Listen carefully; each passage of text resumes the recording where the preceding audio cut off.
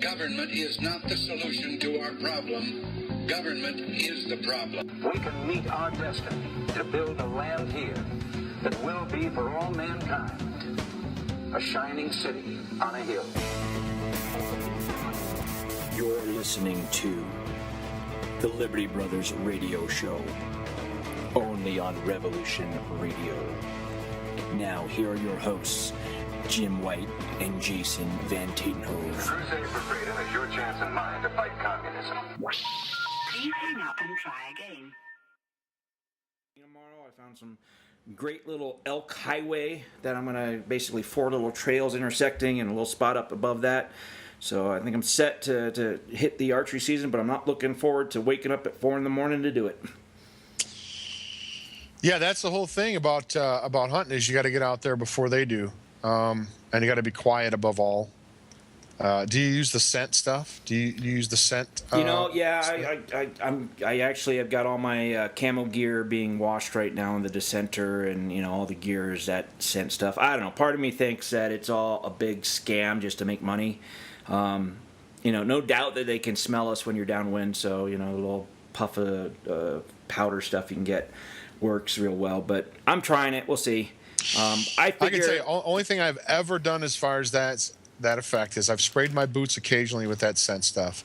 But I had a pair of long johns that had you put them in the dryer and it activates the charcoal, and that's all I've ever really done. And I've slayed plenty of slayed plenty of the four-legged varieties, and I really didn't use any of that stuff. I mean, you know what I figure? I figure we have been hunting elk and deer since the time we could make tools, possibly before then, I guess.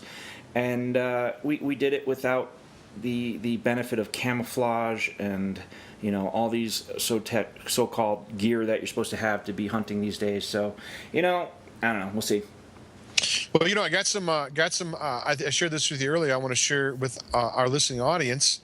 I got a contact back from that author who wrote the book, that Hitler book, and his claim is that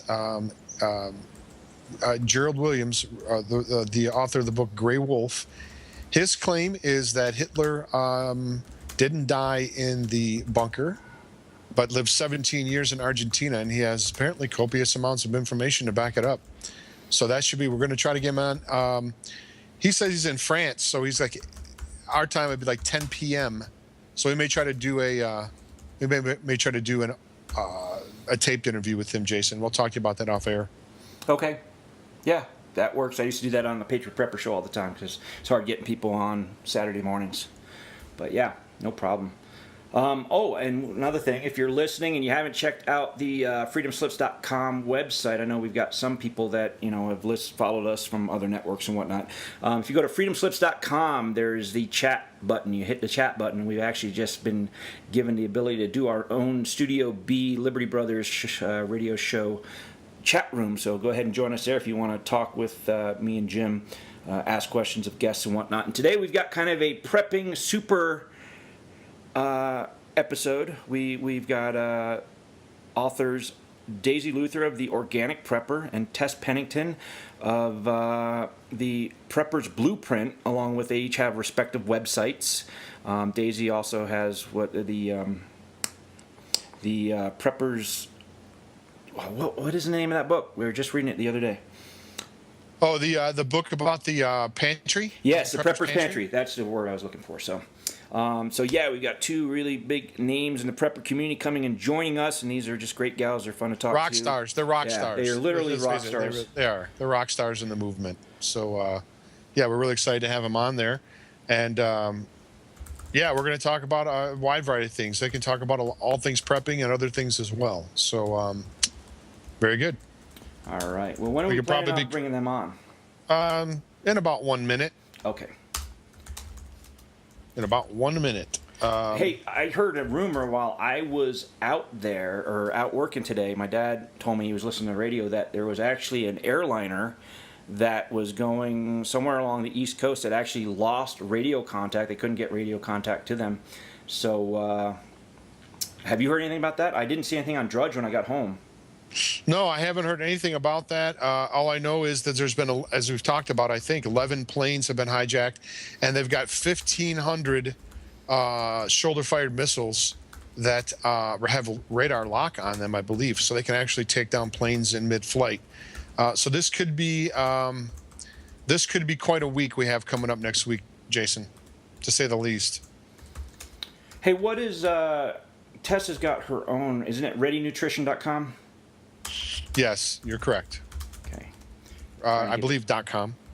She can. Let's see here. I have her bio here. Yes, ReadyNutrition.com. Okay. You're correct. Just trying to get this all out in the. Yeah, and her book is phenomenal. The Prepper's Blueprint. And you know, Daisy actually, I believe, edited. They teamed up. They both are independently in their own right. You know, quite accomplished to say the least. But then they teamed up together on this book. Tess and Daisy teamed up, and it's knocking out of the park. Good, man. Good stuff. Well, apparently, it looks like we might actually be under some cyber attacks too. It looks like Nighthawk's talking about it in the chat room, so we're gonna have to look into that. I have kind of a sinking feeling about this week coming up a little bit. I actually talked with my father, who's obviously part of my prepping group, and you know, about certain plans we need to start putting into place just in case things do get crazy this week. And I encourage all of you, if you haven't started putting together plans as far as, you know, how to actually get your bug out sites and whatnot, if things do get crazy, you may start thinking about that, because if there's cyber attacks coming across darknet and whatnot, then we could have some We're going to talk about that with Daisy. She just put an article out here. Well, it's sometime yesterday. Grid Jihad. What if you had a week to prep for the end of the world? So that's going to be something we're going to talk to Daisy about, as a matter of fact. Are we having a hard time? Are we under cyber attack for getting those gals on, Jason? Nope, I'm going to do it right now. I had to get the who we had on into the chat rooms and whatnot. So. Oh, I didn't know if they were trying to hit our Skype or how that was. I saw that in the chat room that he was saying cyber attacks. I didn't. Yeah. All right, let's see here. And let's see if we can't. And if you want to check out our chat room, go into their main chat room, and then you'll see along the left-hand side, you've got like the Studio B homepage. Next column over to the right, you got Revolution Radio Sticky Note, Revolution Radio chat room, and then Studio B chat room underneath that. So. See, I don't have that on mine. Maybe. I had the top two. I had the two you mentioned, the Sticky Note and the Pound Revolution Radio, but I don't have the Studio B. I've scheduled B on the left. No, it should be next column over. See the little sticky note? It's not. No, I see the sticky note, and then I see there's one underneath that. Revolution Radio. Right, and then that's all I have. I don't have any other ones. Try refreshing the whole browser. All right. Yeah. All right. All right. I've done this a couple times already, but that's okay. We'll do it again. All right, let's see if we can't get Daisy and... Yeah, I still got nothing. I refreshed the whole page. It's not there any longer for me. Or it's not there at all. Have you registered your nickname yet? Because I think you have to actually do that. No, probably not. Okay, that's what you probably need to do. All right. Bringing Daisy in right now. All right. Hello there. Hey, Daisy Luther. Welcome to the Liberty Brothers Show. How are you doing? I'm doing great. How are you? Doing great. Good. Hold on just a second. I want to bring Tess in as well. Okay. Hey, Daisy. How's it going? It's going well, thanks. It's going well. Okay, if I accidentally hang up on you, please call me back. I'm just trying to fix this where... There we go. I found Do Not Disturb. Okay. Tess, are you there with us? I am. How are you? We're great, excellent. We're so excited that we have both of you ladies on with us here for sort of a prepping roundtable. Allow me to give you both proper introductions. Joining us on the line here, we have Tess Pennington and Daisy Luther. Tess is the author of The Prepper's Blueprint, a comprehensive guide that uses real-life scenarios to help you prepare for any disaster. Because a crisis rarely stops with a triggering event, the aftermath can spiral, having the capacity to cripple our normal ways of life. The well-rounded, multi-layered approach outlined in the blueprint helps you make sense of a wide array of preparedness concepts through easily digestible action items and supply lists. Tess is also the author of the highly rated Prepper's Cookbook, which helps you create a plan for stocking, organizing, and maintaining a proper emergency food supply, and includes over 300 recipes for nutritious, delicious, life-saving meals. Visit our website at readynutrition.com for an extensive compilation of free information on preparedness, homesteading, and healthy living.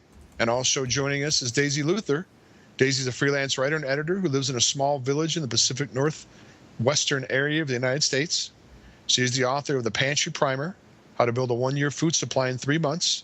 On her website, The Organic Prepper, Daisy writes about healthy prepping, homesteading adventures, and the pursuit of liberty and food freedom. Daisy is a co-founder of the website Nutritional Anarchy, which focuses on resistance through food self-sufficiency. Daisy's articles are widely republished throughout alternative media. You can follow her on Facebook, Pinterest, and Twitter. You can email her at daisy@theorganicprepper.ca and her visit her website at theorganicprepper.ca. Ladies, we thank you so much for joining us today on the Liberty Brothers. No problem. It sounds like lots of fun. Yeah, it should be. It should be lots of fun. And, Daisy, we're going to start off with you because we just had this conversation here right before you ladies came on the line. You just put an article out yesterday called Grid Jihad. What if you had a week to prep for the end of the world? Now, we apparently there's some reports, and I don't know if you have heard of them. Apparently some in New York we were talking about, they lost some radio contact with some planes. And I don't know if it was just one of those things.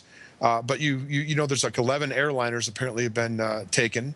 And there's been threat after threat for next week for I guess a new 9/11 or a jihad or something of that nature. If that were to happen, Daisy, go a little bit over this article that you put out and let us know if we did have a week, what would you do first? Oh, gosh. Well, if I had only a week left, I would top up my water supply. That's always number one, because that's the one thing that you can't get by without. I live in a pretty moderate climate, so while I'd love to have more firewood than I have right now, I'd probably be okay for a while with the heating fuels that I have on hand. I would say that my biggest concern would be food and water.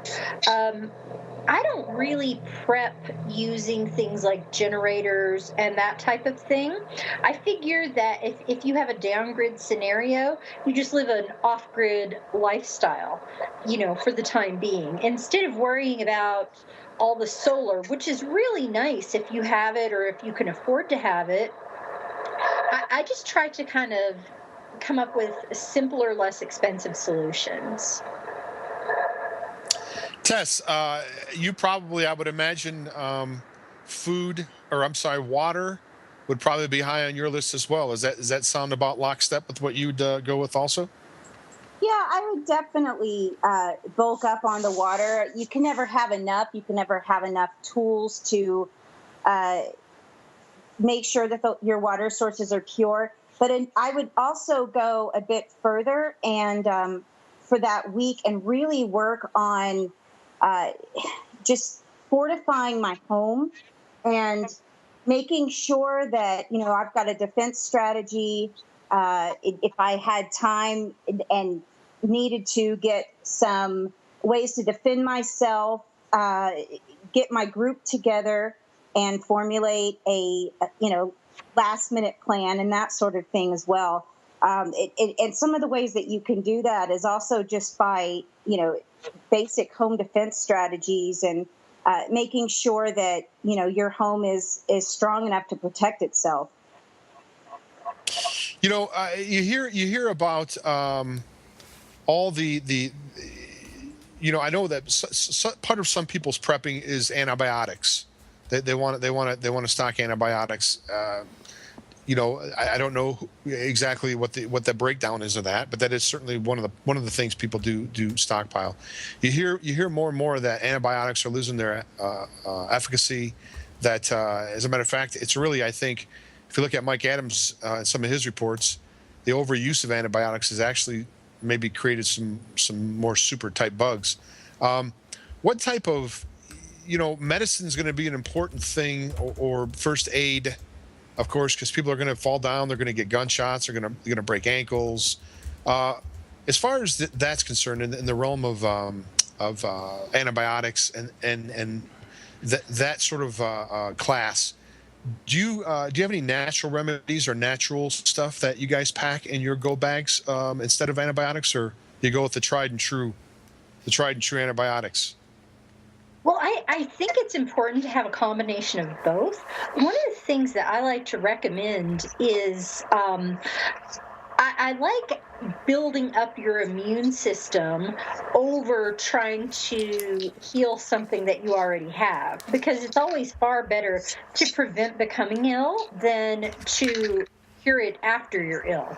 Now, obviously, this isn't always something that's going to work, but my number one recommendation is that you have really high nutrient, healthy food with you, and that you, before anything ever happens, you get yourself into a healthy condition with a good immune system. So that's number one. But the other things that I like colloidal silver, and I really like elderberry extract.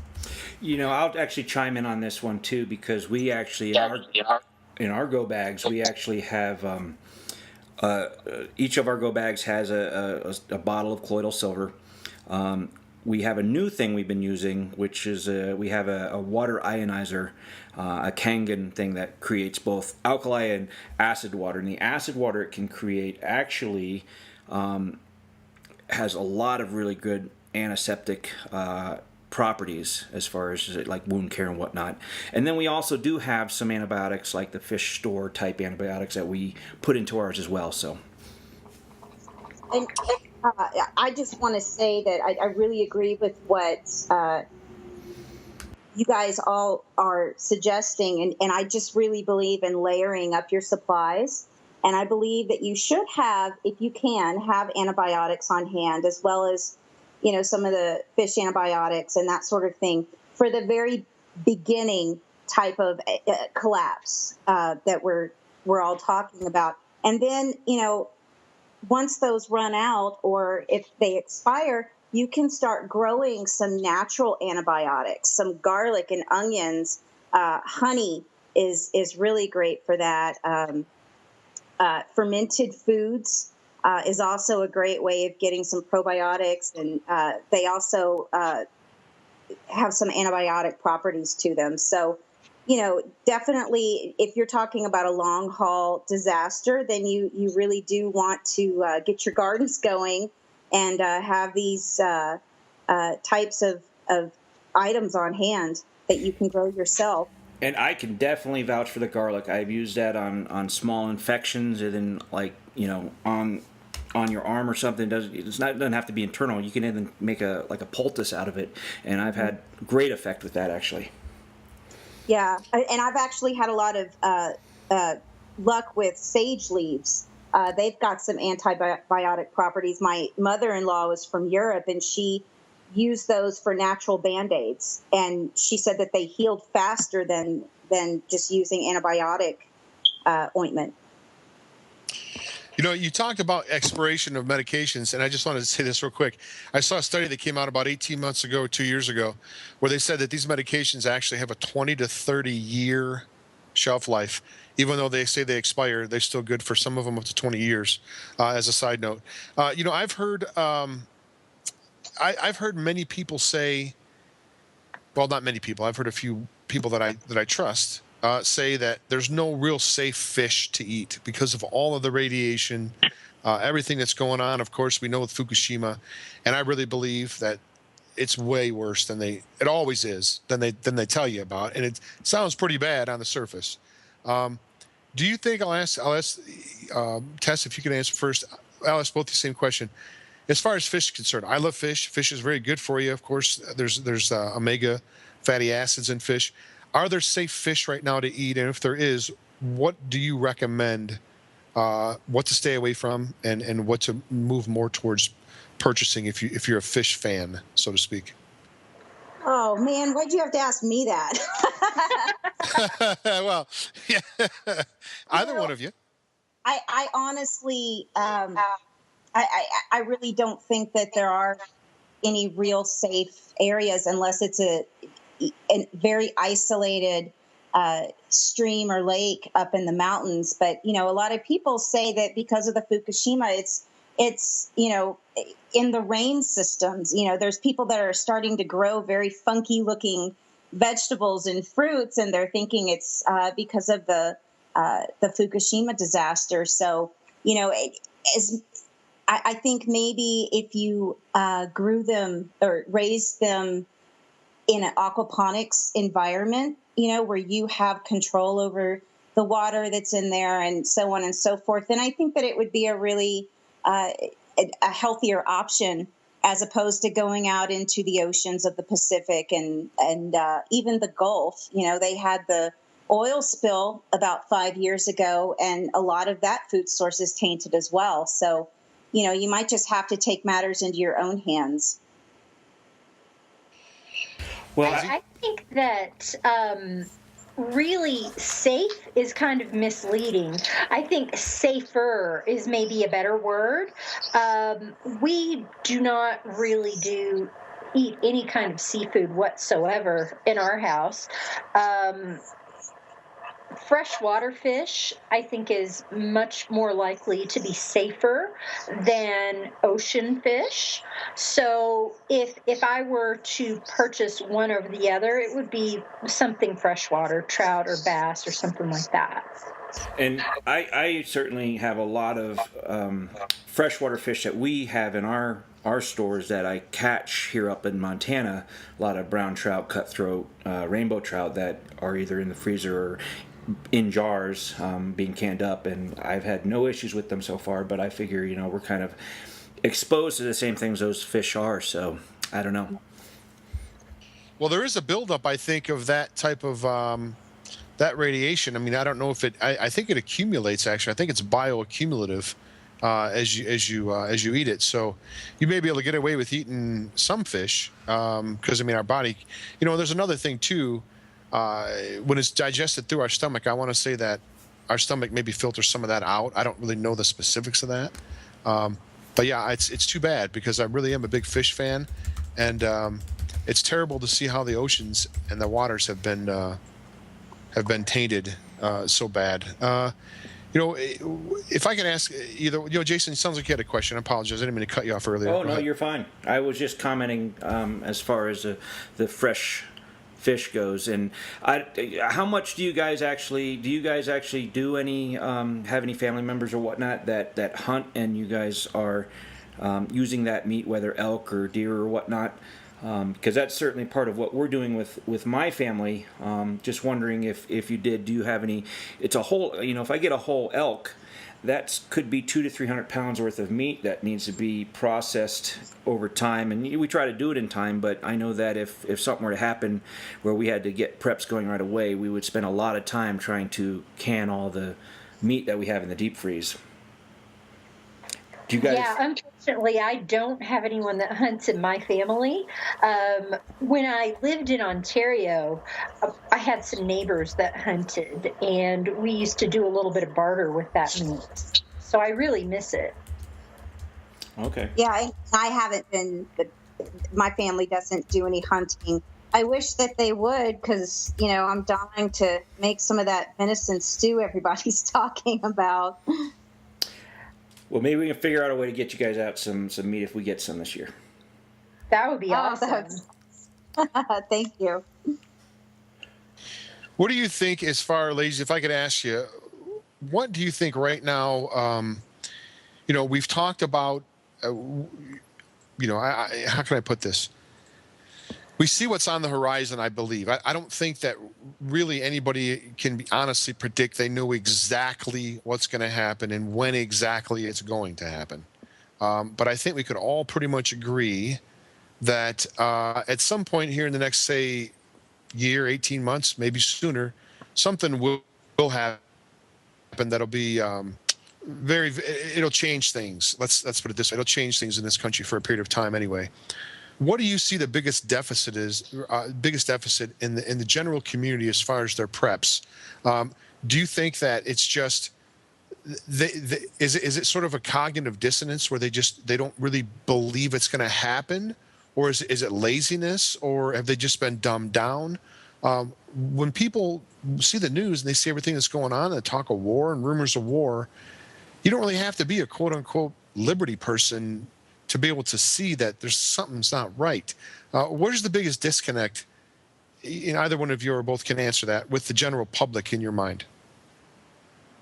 Daisy, do you want to go first? Oh, sure. I was just going to go and charge ahead.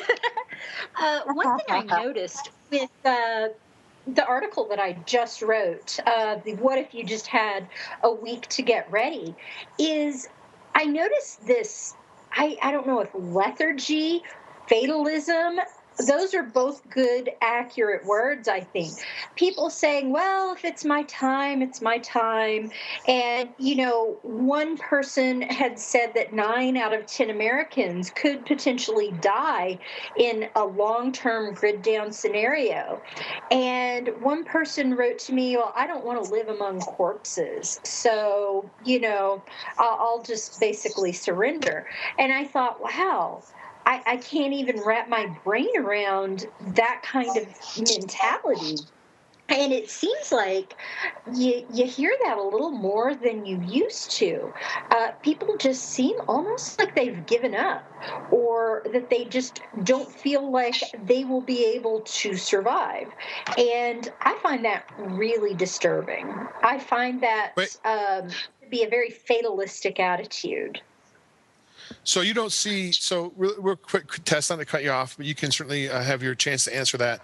So you don't think it's a matter, you think it's not a matter of they expect the government to take care of them. They realize that the government won't be there, and they just say, we're just going to ride out the storm? I mean, I don't. Pretty much. I kind of don't get it. That's basically what I was seeing. I've run into that as well.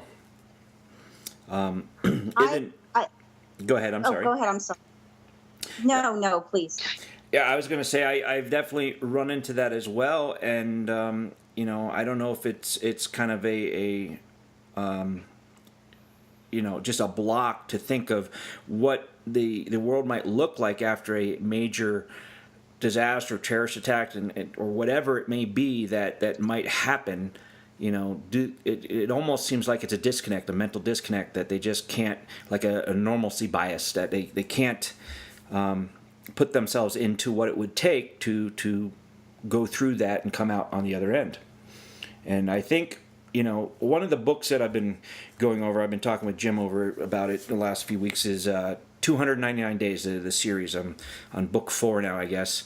And he deals a lot with kind of this normalcy bias, where people can't accept the changing of what's happening, and they just, fall into old patterns, even if it's very detrimental to them. And I think that's something we got to kind of think about, especially with family members and whatnot. I know my oldest daughter at one point had told me straight from her mouth, if this happens, I don't know if I want to live in that world. And, I had to sit down and talk with her about, it's always better to try and, come out as best you can. There's going to be opportunities. It may be hard, it may be tough, but this is life, and life is always better.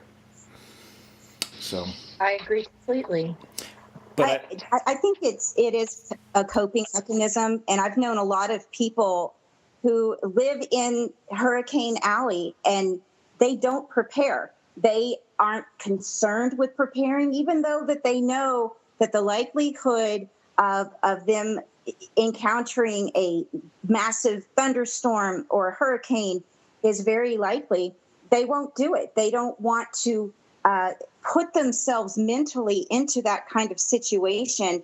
And I think that that's what a lot of people don't want to do. They're blissfully ignorant, and they don't want to think about, if I'm not prepared, if I don't have water, if I don't have food or supplies, what are the worst case outcomes that are going to come about it. They don't want to spend time researching that. And I think that that's what the problem is in this day and time is, people would rather, get on the internet or, play on their cell phones and there's a lot of dynamics that go along with these kinds of disasters. And that's why I think that all of us are trying to prepare multi-dynamically. Let me throw this one out, based on that same vein. Do you see that, how many zombie apocalypse movies has there been out there? The movie The Road, over and over again, the disaster where it just shows utter devastation. Do you think, in that same sort of, as a follow-up on that same question that I just asked you, do you think that plays anything into the apathy? Do you think the thought of having to go through some of these situations that you see on the big screen, and really what it comes down to, no one really knows what's going to happen. People may come together. It may be nothing like that. But do you think that sort of that doom and gloom, end of the world type of thing, do you think that's hurting people's desire to prep, or you think it's got really not much to do with it? Daisy, go ahead. Go ahead, Daisy. Or Tess, you can go first this time. Sorry. Okay. I do feel that way. I feel that the zombie craze is, we called it that in some of our discussion groups, the zombies and the golden horde and that sort of thing. And then, of course, Hollywood has really mainstreamed it and turned it into this fun thing, and furthermore, the CDC actually a few years ago came up with a funny little page about, how to prepare for the zombie apocalypse. So, they think it's fun. And in some cases, I suppose it is. But, when I watch these apocalyptic movies, as I'm sure a lot of you all do, I really try and put myself into that situation, such as The Road, and try and think about how I would survive in a situation like this if I needed to take care of my children and survive. So people are going to take it for what it is, and then there's some people that are going to think a little bit further on it, and I guess it just depends on what mind frame you're in. Well, I think it's important, and I think I get more out of books and movies, really, because I read a lot of the prepper books and whatnot, and it definitely allows me to see some of the things that maybe I haven't thought about in my preps. I know there's a couple of different items I've added to some of our stores just this week from some of the books I've been reading. How important do you guys think it is as far as, reading what other people are doing as far as prepping and whatnot, and then the fictionalized accounts that are kind of the how-tos, that James Wesley Rawls and Glenn Tate and whatnot are putting out? Do you guys read other prepper material, and do you think it's important to see how other people are thinking like that? Obviously, you're doing discussion groups, so you think it's somewhat important. I definitely find it important. A lot of my personal entertainment has to do with preparedness and survival and things like that. And mainly it's because this is a topic that really interests me. So, right now, my youngest daughter and I are watching Jericho on Netflix, and we're watching an episode a day, and it's bringing up a lot of very interesting discussions, and it's fun to see her perspective. And to see how much she's been influenced growing up in a prepared household. I used to love to watch that show, as a matter of fact. And, one of the things I recognized from that show is I didn't really realize how vital salt is. Yeah. Salt is like it's a great bartering item. I know you would need it, of course, to do your own stuff, but if you had extra salt, that's definitely a barterable item. Absolutely. Yeah. Go ahead. I'm sorry. I just wanted to say one quick thing is I believe that the different perspectives that we can get from the prepper fiction and the survival movies, it can give us answers, and along with like the salt example, it can fill in these gaps that we might have in our preps and give us ideas on how to better survive. Daisy, you're running a series right now that is, I believe it's called The Grocery Store Rebellion. Yes. Can you talk about that a little bit? That's one of the things I wanted to have you talk about when you came on was your grocery store rebellion. You're always so clever in the things that you do. Can you go over that? Can you go over that for us if you don't mind? Sure. Well, I really think it's important to try different things before you're forced to live that way. Assuming some disaster strikes and you can't go to grocery stores anymore, or that you have to simply rely on your preps. And, I'm an animal person. I'm also a meat eater. And I had to kind of look at those two things and make them work together. And the way factory farm meat is raised, I find it to be very unethical. It's basically torture. And I'm not trying to get on some big PETA kick or anything like that, because like I said, we eat meat, and it's a big part of every meal in our house. But on the same hand, I don't feel as though that is very healthy either, because of the conditions the animals are raised in. And so I said, I wonder how it would be to just not go to the grocery store at all anymore. And there's the other aspect that a lot of the stuff at the grocery store is tainted with all sorts of additives and chemicals, and some of it's not even really food. It's like 10% of the food that it's supposed to be, and then a bunch of synthetic stuff that's flavored to taste like that food. So we decided that we weren't going to go to the grocery store at all for 3 months. And so that's what we've been doing. I live in a fairly agricultural area, and so I've made friends with lots of people in my area that have orchards or farms or just huge backyard gardens. So I've done a little bit of bartering. I've done a little bit of purchasing. And, we've decided that we're probably going to extend this after the 3 months and continue to try to live off of the resources that are available locally.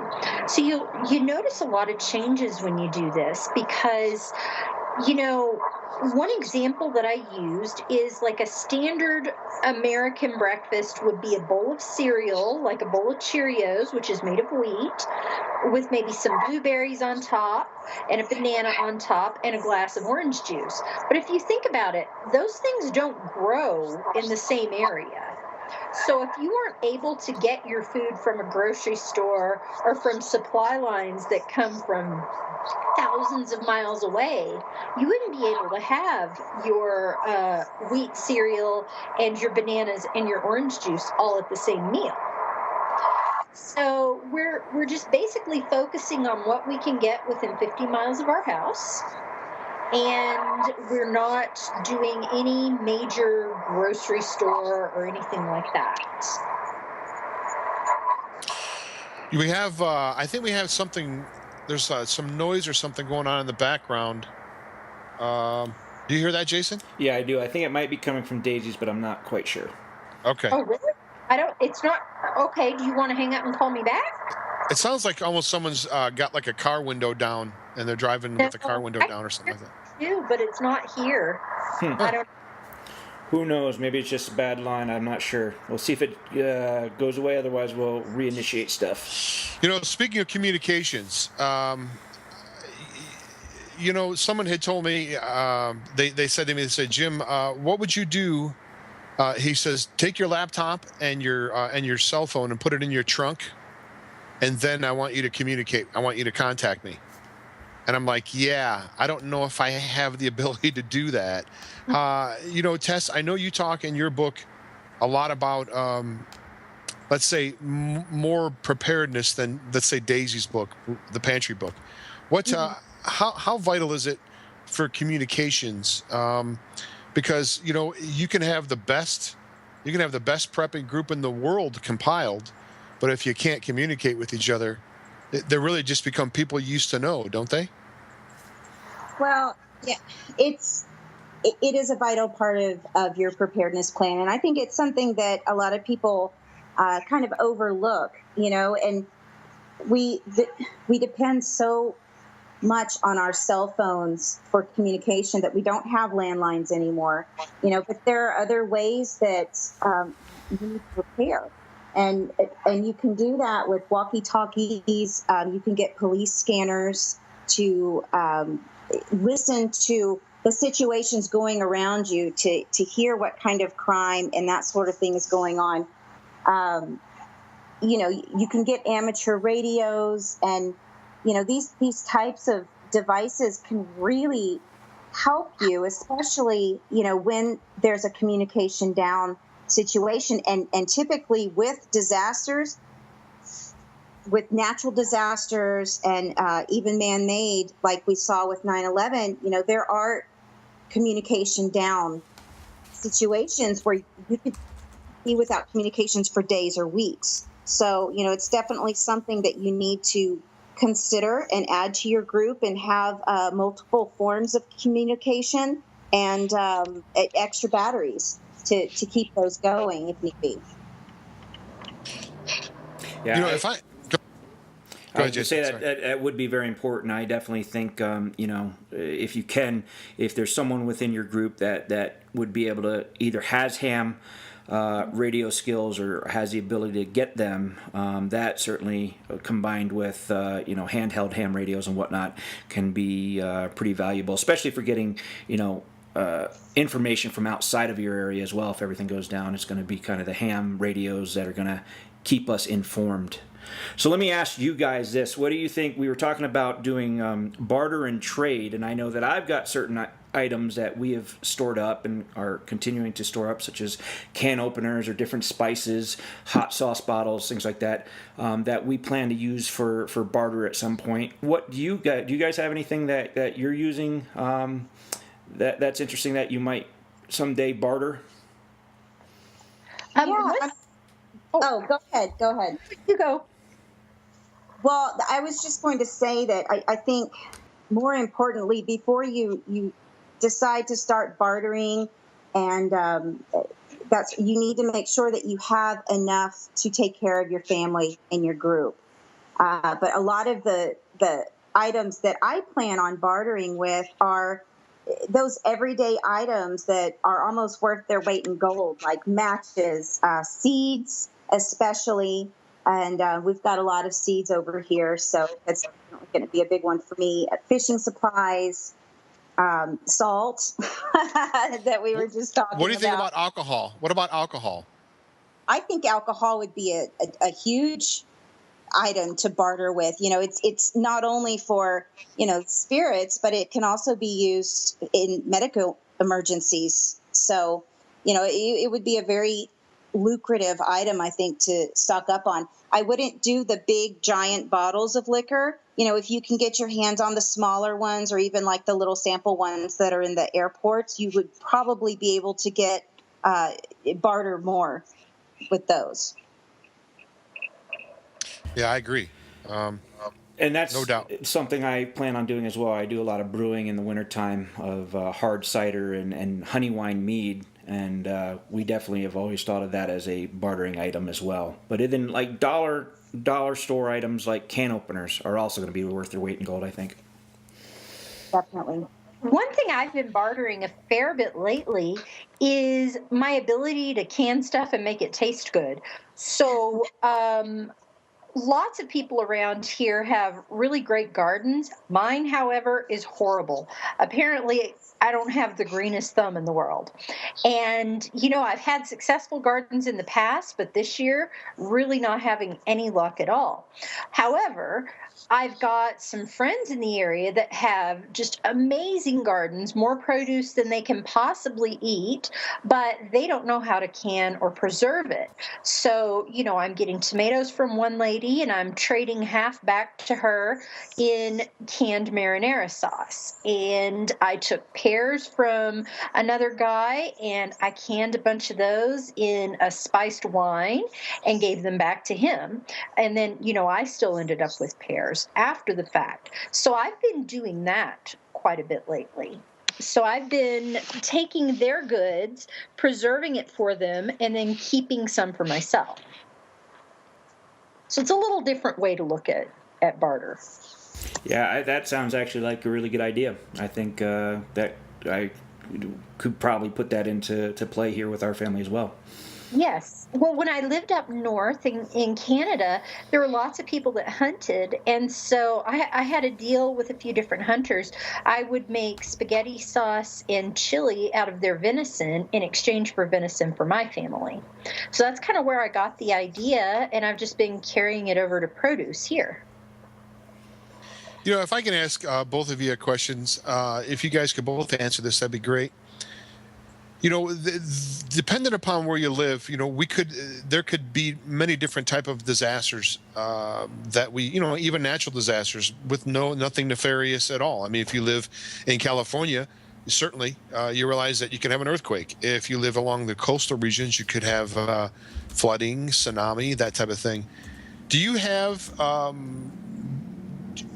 you set up anything as far as like based upon where you live?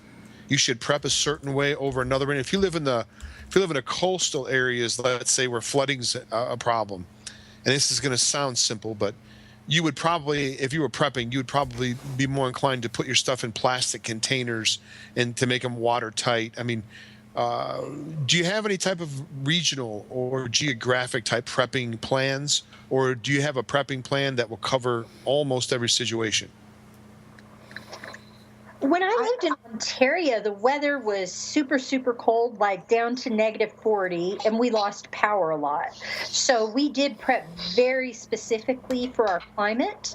We, you know, had tons of firewood. We had off-grid heating methods, and we prepared ourselves for life without electricity and running water because I rented, and our well was on an electric pump. So, yes, for us, we did prep very specifically for that incident. And I think everyone should. You know, in most areas of the country, you're going to have different types of disasters that you need to plan for. You know, in the Gulf of Mexico, it's hurricanes and lots of tropical flooding. And then, you know, like you said, in California, it's earthquakes, tsunamis, droughts that they're going through right now. So, you know, you should definitely consider that when you're starting the very beginning of your preparedness plan. What are the most likely disasters that I'm going to face? And you start preparing for those, and then you can begin adding on to, you know, the more wide-range disasters like EMPs and nuclear threats and that sort of thing. Yeah, like if you lived in Florida, you wouldn't really want to stock up on a lot of winter clothes. It'd probably be sort of foolhardy to do something like that. In that same vein, there are certain things, regardless of your geographic location, that are vital. I'm going to ask each one of you the same question. And Jason, I don't want to be a hog here. You can certainly ask questions. Top 5 items. Daisy, you can go first this time if you don't mind. Top 5 prepping items, no matter where you live. These 5 things you should have, regardless if you're in the mountains, if you're on the coast, you're California, or in the middle of the woods. What's the top 5 for you ladies, if you don't mind? Water. So, and that would include just a water supply as well as water purification and water collection. So just water in general. Heat. Even if you live in a warmer climate, you've still got to keep warm at night. You want to maintain a comfortable temperature. Food, light. That's only 4. That's all I got. I got 4. I'm going to say water's number 1. Bleach to deal with sanitation issues and for purifying water if need be. You can also create, you know what? Okay. And then food, I would say a gun, some kind of a firearm for protection. And I would have some kind of layered clothing also, in case you're stuck in the elements. Yeah, I think that's really important as well. I know in our go bags, especially up here in Montana, I have a 3-piece military sleep system that is rated for, I believe, down to 40 below for each one of my family members, just in case. But, you know, up here, just going to the doctor, 4 hours away, we could run off the road and really need it in the middle of winter. So, yeah, absolutely. And I would also say that, for me, having water filters on hand, whether that's little personal ones that you can pump in the go bags, or, we've got our big ProPure and backup Berkey light system, I think is very important for us where we are here. We're going to be coming towards the hard break here pretty soon. Are you ladies able to stay with us into the next hour? Do you want to stay after and talk about some more prep and type stuff? Sure, no problem. Sure. Okay, great. If not, I was going to have you hand out all your websites and information, everything now. But if you guys hang around, we can do that. We can do that next hour.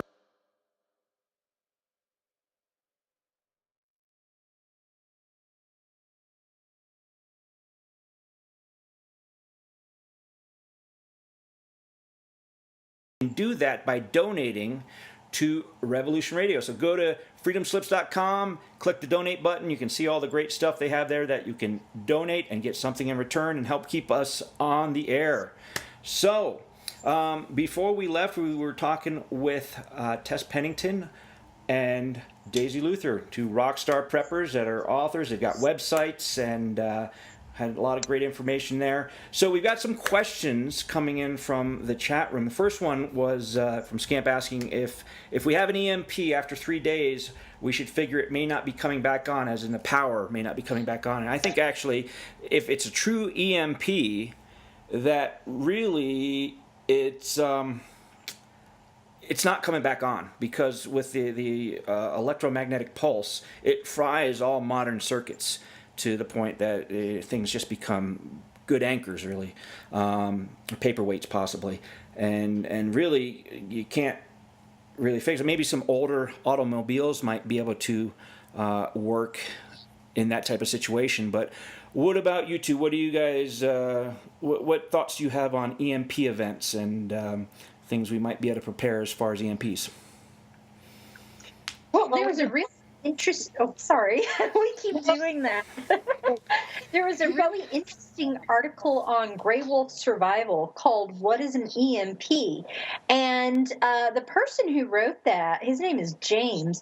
He suggested that it may not be quite as far-reaching as some studies have suggested in the past. That some vehicles may work that you wouldn't necessarily expect to work, and it could be somewhat hit or miss. But I think that we'll be able to identify it as an EMP as opposed to a regular power outage, just because of the things that aren't working.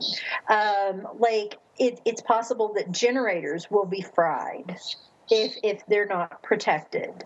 So, if your backups are still not working or begin to not be working after a power outage, then you can be pretty certain that the issue was not just a lightning bolt hitting a nearby power line. Yeah, and with EMPs, I mean, I kind of like to take the worst case scenario with that, and just, even if it's a small one or a large one, the affected area, you're going to be thrown back to the 1800s. So, the likelihood of that happening, the government seems to think that it could happen, and it could happen in the near future. And any advice that I would give would just be to begin preparing for being off grid for a long-term environment. You definitely want to get alternative light sources and canning supplies, food that isn't perishable, that you can live off of for quite some time. You definitely want to invest in tools that are off grid and won't require electricity, because you're probably going to have to sit through this for the long run. And if you don't have the items that you need to survive, it's going to be very difficult. I've often thought that one of the most difficult part, if we have a Teotwaki event is what they call it, right? If we have an event like that, I've often thought that the most difficult challenge to overcome would be the mental challenge that people would have. Because, let's face it, generally speaking, for the average American, they haven't really ever had it, quote unquote, tough, like, let's say, our ancestors or our even our grandparents had. There's of course, you can get food, you can get water, you can get medical, guns, bullets, cook stoves, everything. What can you recommend for people mentally to mentally get themselves prepared?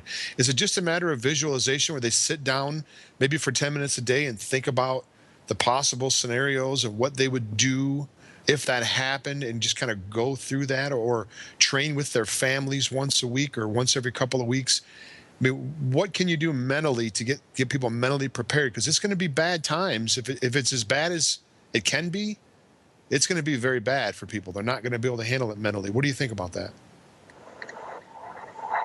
I think that by doing drills ahead of time, you can offset a lot of that, because then you know what to expect. When my daughter and I lived up north, I keep going back to that, but it's a really good example. We lost power quite frequently. And, it was out for 4 days in a row at one point. Sometimes it was out for a day. Sometimes it was out for a couple of hours. But every time it went out, we treated it as though it was going to be out for the long term. And, we had everything all set up so that it was a simple transition from a life with power to a life without power. And because we lived it so many times over the year that we were up there, after we moved back to the United States and we were in the city, or not the city, but, a place that has reliable electricity, when we had a power outage, other people around us were like, oh, the lights have been out for, 3 hours. And for us, it was just business as usual. And I think that it is because we spent that time and we really overcame the big challenge of going from a life with electricity to a life without it. So I strongly recommend drills. I strongly recommend that you practice with your family going off grid every once in a while. Not when it's just a planned event, but maybe one person's in charge of flipping the switch for 24 hours. You can learn a lot that way, and you can plug those holes in your prep, and you can make it where it is just a comfortable transition for your family. Same question. Good. Sorry. Did you want to add to that? No, I'm good. Well, something that I went through when I first started prepping, and I think that a lot of people do this, you kind of go to this dark side. You kind of start thinking about these worst case scenarios, and they kind of overtake your life, and you kind of get into that, oh my God, I'm not equipped. I'm not ready to do this. And I think what a lot of people forget when they're mentally preparing is to spiritually prepare yourself also, because your spirit inevitably is what's going to help get you through these horrible times, and I do agree with Daisy on the rehearsing. That is very important. It helps prepare your mind for these types of changes, and helps to kind of, a lot of soldiers do this when they're training for the military, is, the more you go through this, the more second nature it's going to become, and you're going to be able to work more fluidly in these types of situations. I do believe that in what we're going to see in the near future is going to be unlike anything we've ever thought about. Just the things that are happening this week are insane. So, I think that you need to keep your cool. I think that a lot of people react emotionally, and they make these rash decisions that could get them into a lot of trouble.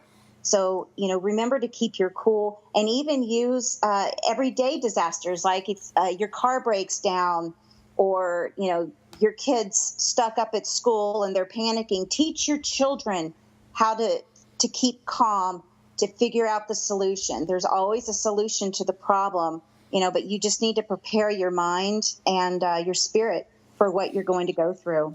And I wanted to mention that I think it's very important to do these trainings as well. And we do it at our house where we'll just go to the circuit breaker. We live in an urban area. We're in a very small town in kind of the mountains of Montana, surrounded by wilderness around this little kind of urban pocket. But we'll do nights where we just go to the circuit breaker and turn that off, and we have to use for a few hours anyway, so that maybe keep the freezer on, turn the other lights off, but try to shut the electricity down so that we have to use, oil lamps and candles and whatnot. And we'll do nights where we're cooking off of a rocket stove as opposed to the electric grill. I think that's vitally important, and I think it also helps with the psychological aspect too, especially with kids. We always do this as a family. We've got two young girls that are here with us, me and my wife, and we try to make them a part of all this. And I think them going through the trainings of not having the lights on and seeing it's okay and not necessarily cooking off the stove, that helps to acclimate them to if it were to really happen, it's not going to be like a first time dry run. So we have another question in the chat room. And one of it ones they were asking, Justin actually was asking, who's one of our producers, he's thinking that in the city it would be better to bug out and possibly bug in rural areas.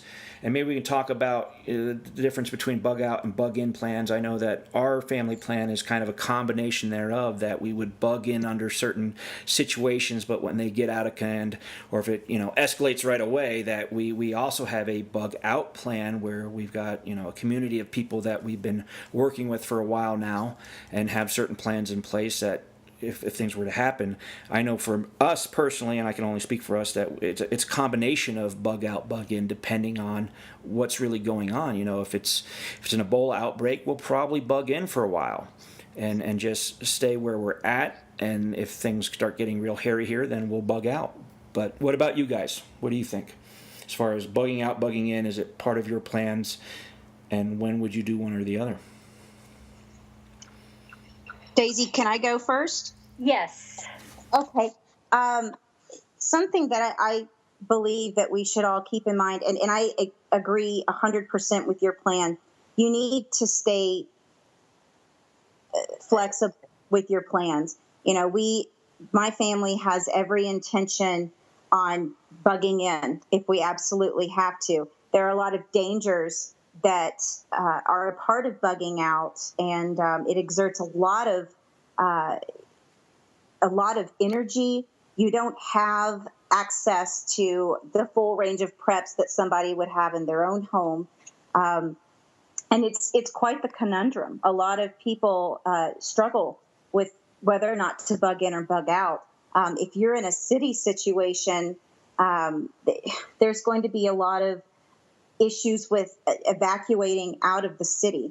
There's going to be a lot of cars, a lot of traffic, crime waves. So, my advice would be to bug in as long as it's safe. And if you begin feeling that, one, your preps are jeopardized or your family's safety is going to be jeopardized, then you need to have a plan to bug out. These are definitely plans and questions that you need to ask yourself before the situation presents itself, so that you know exactly what to do, so that you can keep cool, keep calm, and do the right thing, the safest thing for your family. Daisy? I completely agree with that. I'm the mom of two pretty teenage daughters, so bugging out for us is really a last resort. It really is. You don't want to be a refugee. Now, it's totally different if you have a place to go and people are expecting you and, this has been your plan all along. But what you want to do is you want to try to get out of Dodge before everybody else is getting out of Dodge. You don't want to get stuck in that traffic like Tess just mentioned. I always think back to those hurricane evacuations, in the Houston area and Louisiana, seeing all of those cars just lined up for miles and miles and miles. You don't want to get stuck in something like that. You don't want to get stuck having to leave on foot. So, if you're going to bug out, do it fast. Otherwise, I think in many situations, many of us are way better to bug in. If I could switch gears a little bit here, on TrueStream Media, Aaron Dykes and Melissa Melton have put out a report here. A CDC whistleblower now says he would never inject his pregnant wife with a flu shot. I don't really know if the status of the vaccinations of your ladies' children. I know we haven't vaccinated our kids, and I put an article out here about 10 days ago.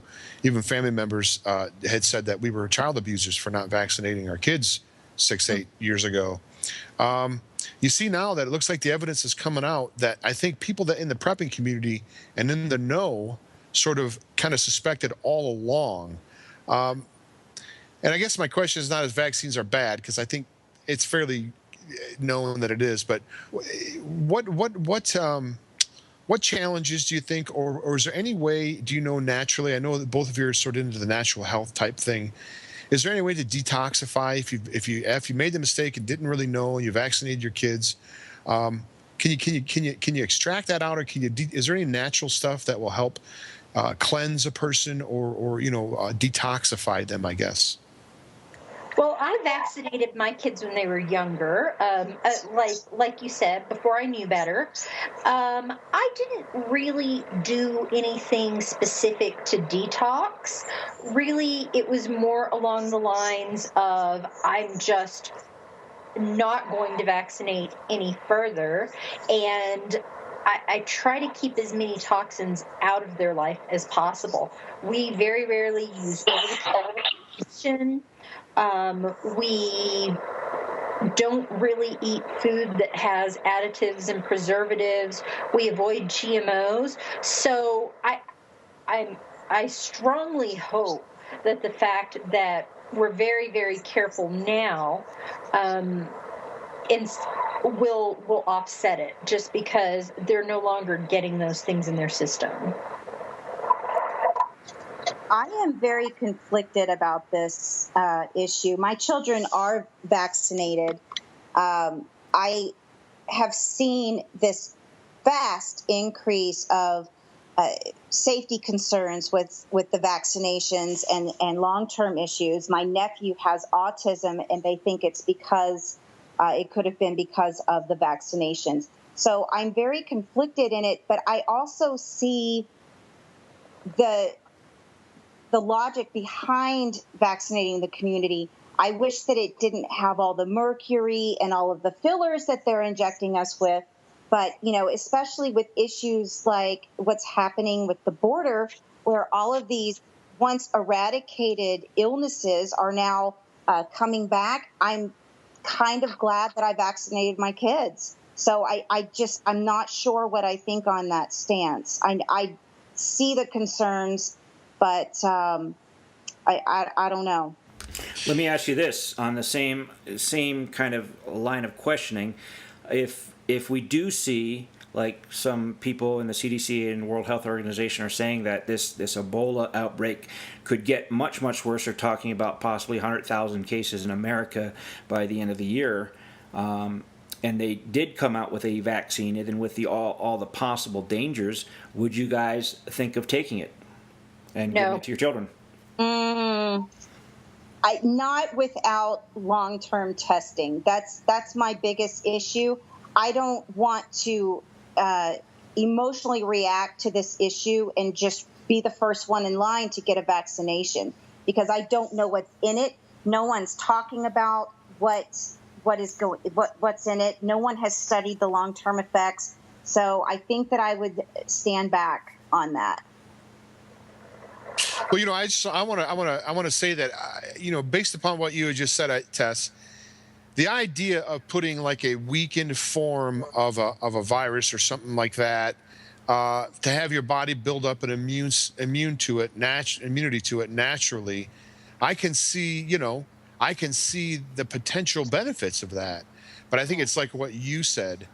It's not just a weakened form of the virus, unfortunately, in these vials that they pump right into our bloodstream. It seems it's much more sinister than that. So I'm not against the whole idea of the vaccination or the immunization to boost your immune system, but it's everything else that's included in that injection that concerns me. And I think you probably, am I right? Is that kind of what you were saying as well? Yes, exactly. Right on. Go ahead, Jason. Well, I mean, we're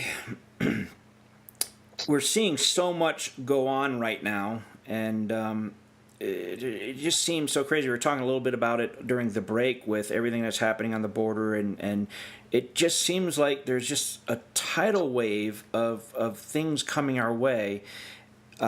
Whether it be what's happening in the Ukraine, the possibility of airliner attacks. They just had I want to say 11 airliners that were captured in an airport in the Middle East. We've got the possible Ebola outbreak. So many different things. The thought of ISIS coming up through our border and doing vehicle attacks and possibly taking out our electrical grid. We used to kind of be looked at as kind of crazy folks and labeled as such by mainstream media, and I really think that this tsunami of events coming at us could really possibly wake some people up. So if there were someone that has up till this point thought that the prepping thing was a little crazy, but now decided they really needed to get into it, what would be the best advice you could give someone that's brand new to things as far as how to best go about beginning to prepare? I always tell people to prep for a 2-week power outage. 2 weeks completely without utilities. That means no running water, no electricity, no heat thermostat. Prep for that, and then you just multiply from there. So if you can handle 2 weeks, then you double your preps, and then you can handle 4 weeks. So that's my best suggestion for getting started. Get what you need to survive for 2 weeks. It's a lot less overwhelming than thinking about building a 1-year food supply. I agree. And I think a lot of people immediately jump the gun and they begin trying to prepare for these long-term scenarios when they're not even going to be prepared for a short-term event. So I definitely agree with Daisy on that. And she and I see eye to eye on that. And I believe that, when you prepare for these short-term disasters, you actually can layer up your supplies and layer up your skill sets. And this can help get you to the point where you're self-sufficient and self-reliant. So all of us seem to have a decent amount of prepping as far as, multiple years doing this. And I know that we have run across quite a few things that at first we didn't really think of at all, such as toilet paper or tampons, feminine needs products, things like that. What for you guys, what would you say are some of the most forgotten but really needed items that people may forget to put into their preps that they really might wind up needing? Things, for me, it would probably be, again, the feminine needs, or possibly then Imodium, or then something with electrolytes. Baby wipes. Baby wipes are awesome because you can use those for all sorts of basic hygiene needs, like a quick sponge bath if you don't have running water, to wash your hands before preparing food or after changing diapers. You can also use them in place of toilet paper, especially if you got to use like an outhouse or something like that and you don't have what you would normally have or out in the woods. You can stockpile baby wipes, to the rafters and get a whole lot more than you could with toilet paper. So baby wipes, they rock. And I will add to baby wipes, and I would say the food wrenches for those long-term food 5-gallon food buckets everybody's buying. A lot of people forget to buy Yes. Open and can openers. So many people are like, well, I've got my can opener, but what happens if that can opener breaks? So you want to have some backups for that, and garbage bags. I think a lot of people forget to add that in there. I think a lot of people forget, if I can chime in, I think a lot of people don't think about what will happen if it's not a very pleasant thing to think about. Nonetheless, we have to think about it. What happens when the toilets stop flushing, or if the power goes down on the pumps that pump that stuff through or whatever?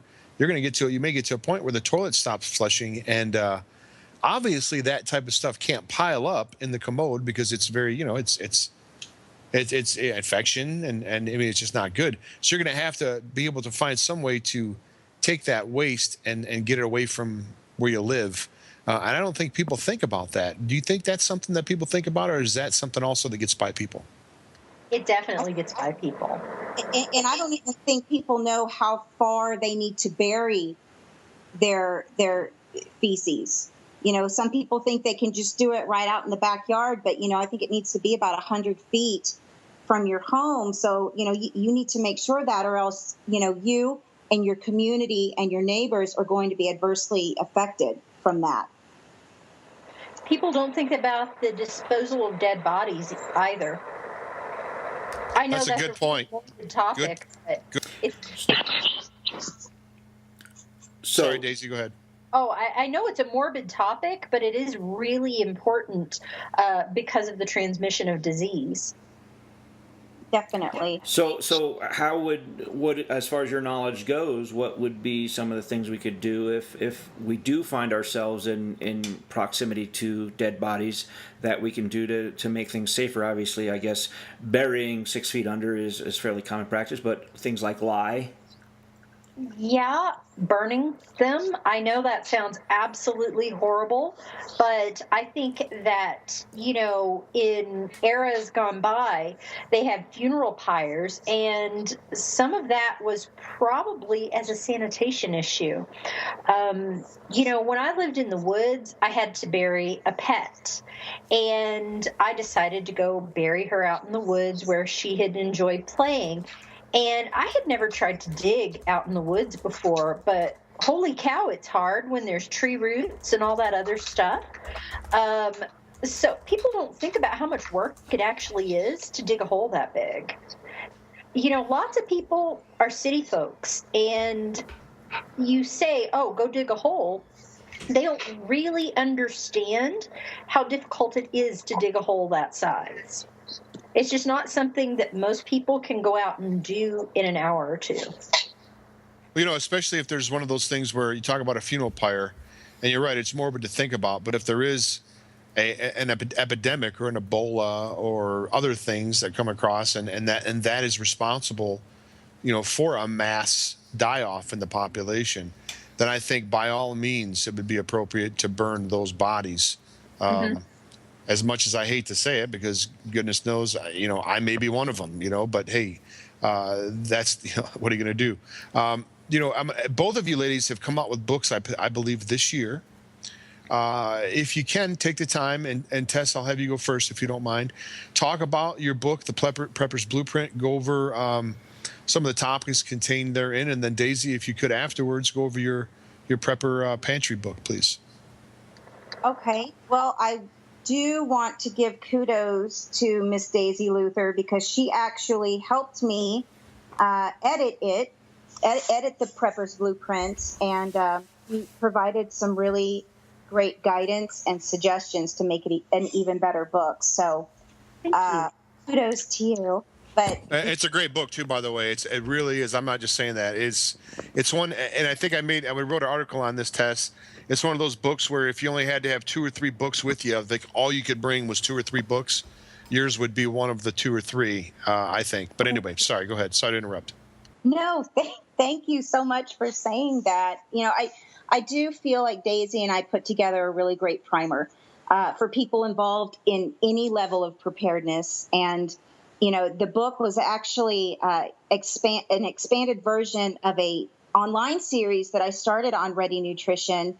And it was just helping people get prepared 1 week at a time.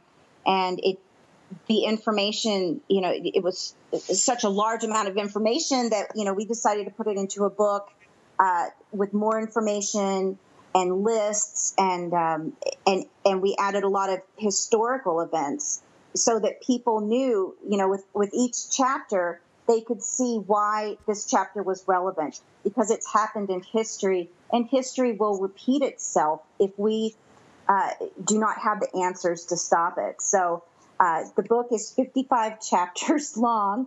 It's more like a textbook, but it's divided into layers of preparedness. So, the first 15 chapters are preparing you for those everyday disasters, like the power outages and the storms and the evacuations that we were all talking about.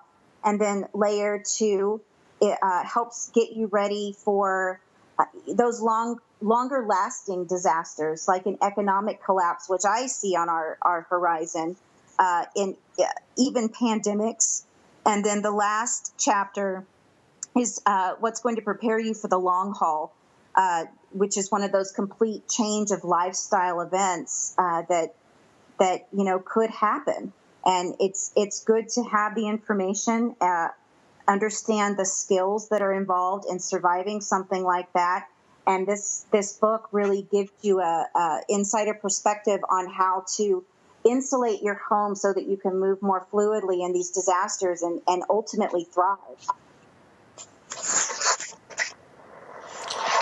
And your book right now, it's you can find your book on I think Amazon, and I noticed that a lot of the prepping sites and stuff that I go to, you have a banner on there. So tell us a little bit about how we can find your book, Tess. The easiest way is through Amazon, or you can go through the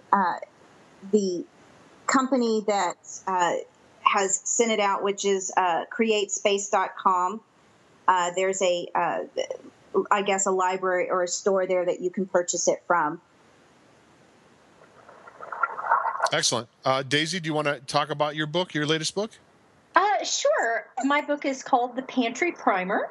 And basically, when I moved back to the United States from Canada, I wasn't able to bring my preps with me because of customs. So I passed them off to someone else. And my daughter and I started completely from scratch with absolutely nothing in our pantry. And we built up a 1-year food supply over the course of 3 months. So I kind of outlined what we did to build our pantry. I also discussed the importance of putting healthy food in your pantry, not just ramen noodles and stuff like that. Because, if you're relying on your pantry, you don't want to be trying to fuel your body with garbage. You want to be fueling it with high quality nutrients so that you can do the tasks that you're called upon to do. And it is also available through Amazon. Awesome. Do you guys have any more projects upcoming? Are you working on any new books, or are you just kind of taking a break from getting those books out? I am working on a canning cookbook, but I've been doing a lot of canning and not a lot of writing lately, so it should be out shortly. And I'm going to be working on a water storage book. Very cool. How about you? Wow, that's great. I'm taking a break from writing for a little bit, and I'm actually working on getting some Ready Nutrition products out very shortly. We're going to have we have a contact through the Midwest where they're going to give us some non-GMO seeds, and they're actually from the Amish community, and we're actually going to get to sell them. So that's coming up very shortly. Well, you guys both have pretty prominent websites within the prepper community. Could you both respectively talk about your websites and the type of information you cover on them, and we'll put the links up in the chat rooms. Daisy, can you tell us about your site, The Organic Prepper? My site is theorganicprepper.ca. I talk about prepping and I try to tie it into current events quite frequently. Like the 9/11 thing that's coming up, or most recently, Ferguson and Ebola and things like that. So I try to make the prepping pertinent to current events. And my other site is called nutritionalanarchy.com, and this one is just specifically food related because our food supply has become so tainted. My website is readynutrition.com, and I originally started it because I used to work with the American Red Cross, and I just really wanted to share the information that I learned from them on how to better prepare the community for these types of disasters. And then, of course, the longer that I wrote about them, I really got immersed into the health aspect of it, and, why vitamins are so important, and, how to live naturally and more consciously in your life. So that's Ready Nutrition's kind of this well-rounded preparedness and natural living site. So I think there's a little bit of everything for everyone. And I've basically, there's 3 main buttons: homesteading, preparing, and food storage. So you can find a majority of the information that you're looking for just in those sections. Here's a question for both of you, and Tess, you can answer first if you don't mind. The whole reason we talk about prepping is because of what we perceive to be either an event or maybe a series of events, and I think we can agree that we don't really know what form they're going to come in. But here's the age-old question that everybody asks, and I know that you don't have a crystal ball, as I don't. What do you think, though? I'm going to ask you the question anyway. What do you think it's going to be? Let's put it this way. There's terrorist attacks are on the table. There is financial collapse on the table. There is a pandemic on the table. What do you think? What form do you think the quote unquote collapse is going to take? And what type of time frame are we looking at? Do you think we've got another year? Could it happen tomorrow? What's your thoughts on that? Okay. Let me just knock a couple of things off, I guess the best way I know how. I believe that with ISIS, these terrorist attacks, I really don't feel like they're going to be invading the U.S. soil the way that they've swept through Syria. I honestly believe a more plausible threat would be them carrying out an attack on our country through a biological or chemical warfare. I think that the borders, there could be a lot of crime waves and a lot of diseases that could be spread because they have a different medical care system than we do. But I believe ultimately what's going to happen is there will be an economic collapse. I believe that the reason why Obama hasn't really been handling the situation as good as he should is because there is a strategy called the Cloward-Piven strategy. And I think that that's a way to collapse the capitalism that we have in this country. I believe that it's coming soon. I would say within the next 2 years. And I think that we should all prepare accordingly for that and get our preparations in order. Daisy, what do you think? Well, in a way, I kind of think it's already happened. It's just been so incremental that people haven't really noticed unless it's directly hit them. There are so many people that are out of work now that are normally very hardworking people. People are losing their homes and their cars and all of their assets hand over fist. And because it is just happening in such small little steps, most of the time people think, oh, it's just me. But it's really a national phenomenon of an economic crisis. You know, everything is becoming more expensive, but we're losing our jobs. We're making less money instead of more money. And so in a way, I kind of think that an economic collapse is already here that's just going to continue to worsen. You know, while I do believe that a large event could happen at any time, and if you're a well-prepared person, you're prepared for a wide range of events, I think that we're kind of in the middle of an event, or at least on the cusp of the event. And that it's just this small little steps towards a further decline. Go ahead, Jason. I don't want to interrupt you. No, I actually agree with that quite a bit. I think that we have, you know, the world we're living in now is not the one we've grown up in, and yeah, it's just getting worse and worse. Every time we go to the grocery store, it seems meat prices are just a little bit higher, and you know, just food prices in general are a little bit higher. I mean, it wasn't and things a year ago that too. milk wasn't over $4 a gallon. It was more like $2 a gallon. Well, and things are smaller too. I mean, my wife and I just look at some of these things, and we look down at these items and go, for crying out loud, these just get smaller and smaller and smaller, and that's sort of a way I think that it's like a hidden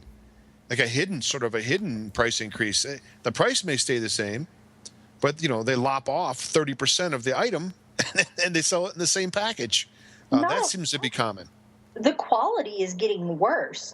I just recently wrote, do you remember the big pink slime scandal a couple of years back? Yes. Well, the manufacturers of pink slime, or finely textured beef, as they like to call it, have said that they have tripled their production of pink slime because of the demand for this. So what you get, you know those big chubs of ground beef? It's a lot of it is this pink slime stuff, because beef producers are trying to give you what you feel is the same amount of ground beef that you were getting previously in one of those, but they're extending it with these byproducts. And so more companies are buying more of that product. And that's just a microcosm of all of the different additives that are being put in our food to make it go a little bit further. Yeah, I saw one report where some companies are in coffee, they're putting dirt and wood in the coffee. Dirt. They're putting dirt in there as filler. Can you believe that? Well, black pepper as well is sometimes partially dirt. Honey that you buy at the grocery store is quite often half high fructose corn syrup. Yeah, it's bad. You are correct. You are correct. They also use forms of cardboard into certain, like finely ground cardboard into certain foods that can give them more substance. So they're shameful. They have no shame. I wonder how long before it's going to be Soylent Green. Sorry, Jason. No problem. Well, according to some people, it's already happening in McDonald's. Gives a whole nother meaning to the term hamburger. Oh, that's a good one. I don't take my kids there, so there's too much mystery behind their food sources. Well, let me ask you guys this. We're definitely seeing a change in the world, and I think we're going to find that we're going to go back to, we're kind of in a bubble of history here where, you know, we grown up knowing what it was like to have big houses with everyone has their own room, everyone has their own house. it didn't used to be this way, and across the world it really is not this way, that you had extended family living all in one home. You had a lot of work you did around the homestead, being much more self-reliant. People hunted and fished for food, but yet we grew up in a world where, for me specifically, I'm just learning how to hunt and fish now and whatnot. Obviously there's a lot of new skills we need to begin to relearn again, and I was wondering what you guys thought about how the best way to go about that is. I know with hunting, for me personally, it was finding people that already had those skills and becoming good friends with them and asking them to show me how to do it and helping them out when I could. Are there any skills that you guys had to learn along the way to kind of supplement your lifestyle and kind of get back some of that lost knowledge that we didn't grow up with? I really need help with gardening. My garden is not doing well this year. So that's my biggie that I'm working on learning. Gardening and taking care of livestock. And I'm just now getting into, I'm a city girl, so we just moved out to the country a few years ago. So I'm just taking these steps to, have the garden as a major food source for my family. We've got chickens, and, it's important to me to be able to raise my own food sources. So, that's really been the skill I've been focusing on. But I think that a lot of people, there's a lot of untapped knowledge sources in this community, or even friends that you can. I have a very good friend who knows how to crochet, and I need to sit down with her so that she can teach me how to do that, and teach my children how to do that, so that we can pass these skills on. There's a lot of homesteading pages on Facebook that you can become a part of, and a lot of people are very enthusiastic at teaching others this skill, or they trade skills for bartering. So, these are things that anyone can do. They just need to find the access to them.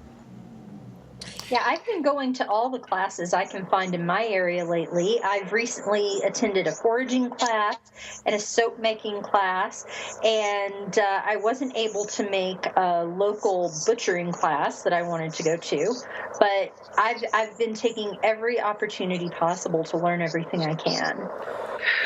And really, when in doubt, I found you can usually go to YouTube and find a video of how to do it. Like, we had a chicken that was given to us the other week. It was a second rooster in one of the cabins I'm building that's off-grid, a homestead out in the mountains here, helping to build anyway.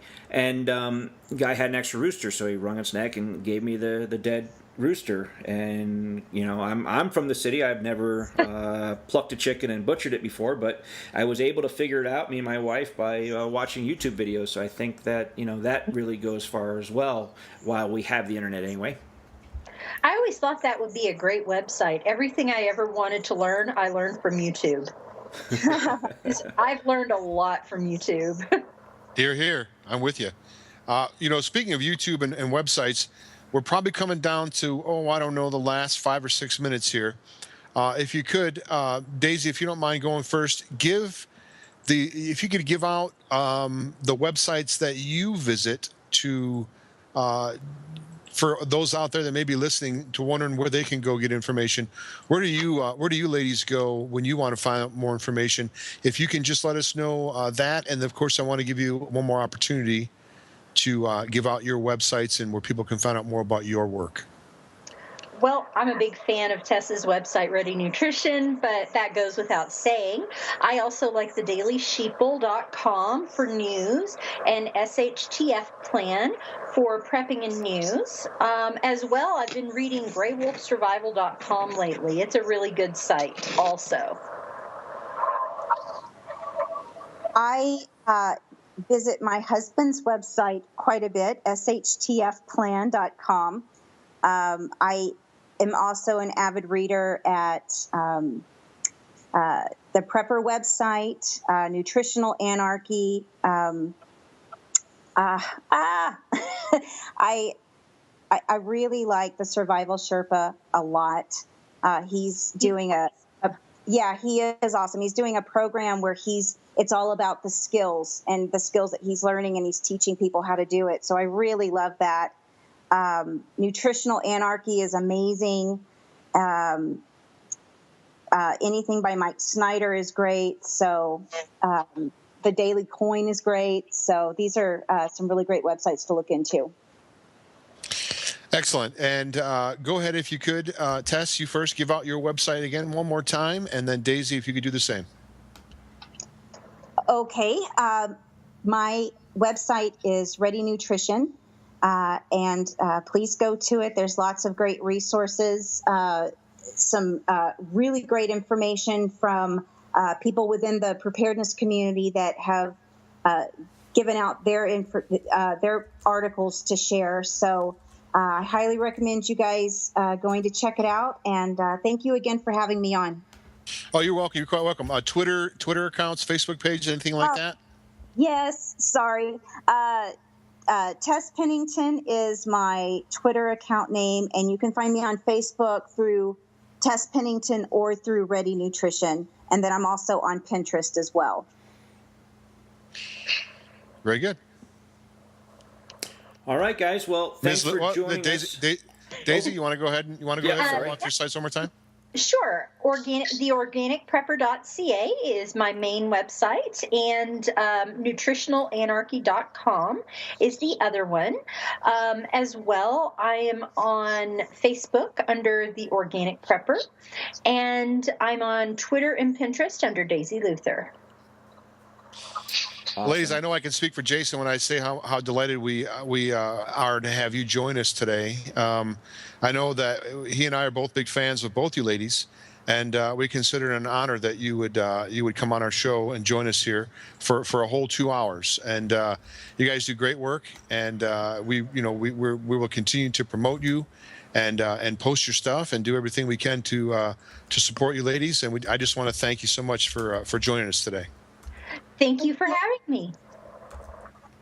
All right, Jason? guys, thank you so much. We appreciate you coming on, and hopefully we'll have you on again here shortly. Keep us up to date as to what you guys got going on, okay?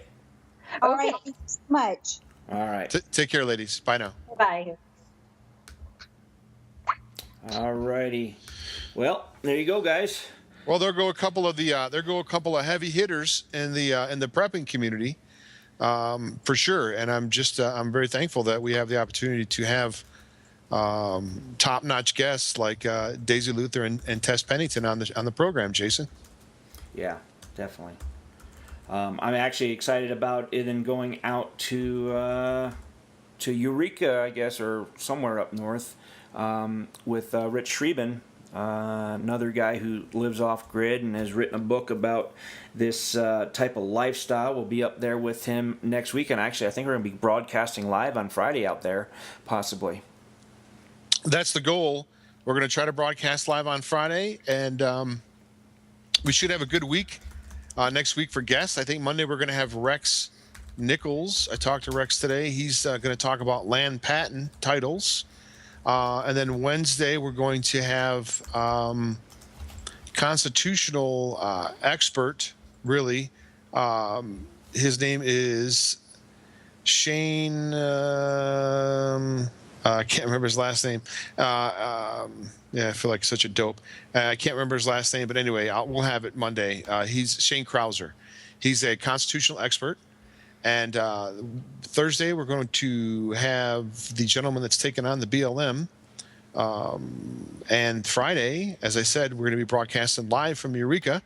And hopefully, we're going to have Gerard Williams on there, who the Hitler guy. So big week next week, Jason. Looking forward to it. Yeah, definitely things are ramping up and gaining momentum. So, yeah, I'm excited to see where everything goes. And we've also we're going to be having Joel Skousen on the show here in the next 2 weeks. Strategic relocation guide. He's got about that. He's on InfoWars all the time. And we're working on. I've actually sent. I'm waiting to hear back from James Wesley Rawls. So he said he'd come on here in September. So hopefully we'll continue to keep getting these great guests, because people are tuning in not to hear us, hear the great guests that we have on. So it's all been good. So I hope you have a good weekend, Jason. I know we're going to be cutting out of here pretty soon, and good luck this weekend with your elk highway. I hope you get a big old. What's that? We'll see. Yeah. I'm planning for the best, and expecting it'll be a while before I get an elk, but we'll see. We'll see. Yes. I will be up in the hills tomorrow anyway. So. Well, here's the way I look at it. You're never going to shoot an elk sitting in your living room on the couch. So just by the fact that you're out there, that's great. That you got an advantage. Absolutely. Sometimes I wish it was a little easier, just because dude, seriously, it's like you're climbing, just mountaintop over mountaintop, going down game trails. But you got to go to where the food is, so you got to earn it.